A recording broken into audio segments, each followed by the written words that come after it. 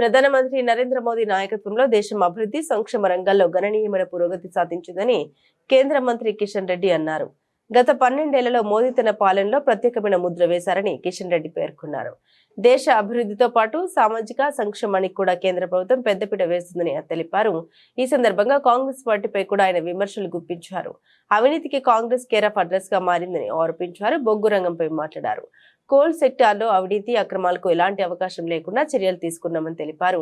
ప్రస్తుతం బొగ్గు వినియోగంలో భారత్ ప్రపంచంలో 2వ స్థానంలో ఉందని, దేశ పారిశ్రామిక అభివృద్ధిలో ఈ రంగం కీలక పాత్ర పోషిస్తోందని కిషన్ రెడ్డి వివరించారు.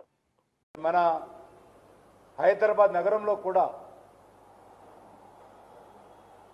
లాల్ బహదూర్ స్టేడియంలో గత సంవత్సరం లాగే ఈ సంవత్సరం కూడా 24 గంటల కౌంట్ డౌన్ పేరుతో, ఒకరోజు కౌంట్ డౌన్ పేరుతో, వన్ డే కౌంట్ డౌన్ పేరుతో 24 గంటల ముందే పెద్ద కార్యక్రమము లాల్ బహదూర్ స్టేడియంలో నిర్వహిస్తూ ఉన్నాము.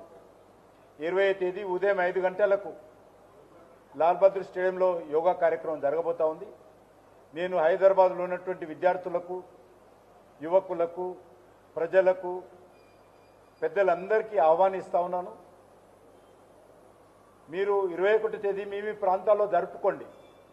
24 గంటల ముందు మరి హైదరాబాద్ నగరానికి అతిపెద్ద కార్యక్రమంగా మరి గత 4-5 సంవత్సరాలుగా నిలుస్తున్నటువంటి ఈ కార్యక్రమానికి అన్ని వర్గాల ప్రజలు రావాల్సిందిగా ఆహ్వానిస్తా ఉన్నాను.